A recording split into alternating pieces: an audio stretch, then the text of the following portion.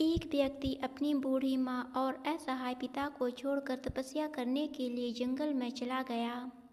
कई वर्षों के बाद उसकी तपस्या पूरी हुई। जब वे अपनी साधना पूरी करके उठे तो उन्होंने एक कौवे को अपनी चोंच में एक बच्चे को लेकर उड़ते हुए देखा। यह देखकर ऋषि क्रोध से कौवे की ओर देखा और ऋषि की आंख से ज्वालाएं फूट पड़ी, जिससे कौवा जलकर मर गया। इस उपलब्धि को देखकर ऋषि बहुत खुश हुए और उन्हें खुद पर गर्व हुआ। वह जंगल से निकलकर एक मठ की ओर चल पड़ा। रास्ते में एक गांव में उसे भूख लगी। वह एक घर के बाहर खड़ा होकर भिक्षा मांगने लगा। कुछ देर बाद भी कोई आवाज नहीं आया। ऋषि ने उस घर के लोगों को बार बार आवाज लगाई, लेकिन कोई भी बाहर नहीं आया। अब ऋषि क्रोधित हो गए। गुस्से में उसने फिर ऊंची आवाज में पुकारा। इस बार उसे एक महिला की आवाज सुनाई दी, कृपया रुके, मैं अपने बड़े भाई की सेवा कर रही हूँ। सेवा समाप्त होते ही मैं भिक्षा देने के लिए बाहर आ जाऊंगी।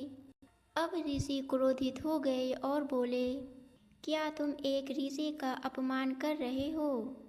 क्या तुम जानते हो कि इस अवहेलना का क्या परिणाम हो सकता है? अंदर से महिला ने उत्तर दिया, मुझे पता है।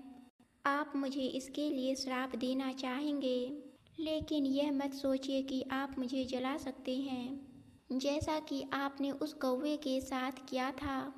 यह उत्तर सुनकर ऋषि दंग रह गए और वहीं खड़े होकर उस स्त्री के बाहर आने की प्रतीक्षा करने लगे।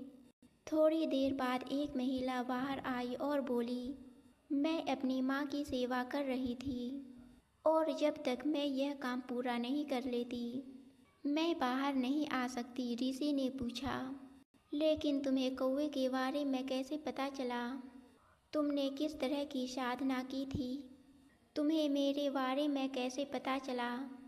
महिला ने उत्तर दिया, महाराज, मैं अपने बुजुर्गों, पति, बच्चों, परिवार और समाज के प्रति अपने कर्तव्यों का निष्ठापूर्वक पालन करती हूँ। यही मेरी साधना है। यह सुनकर ऋषि का अभिमान चूर हो गया और वे स्त्री से क्षमा मांगकर वहाँ से चले गए।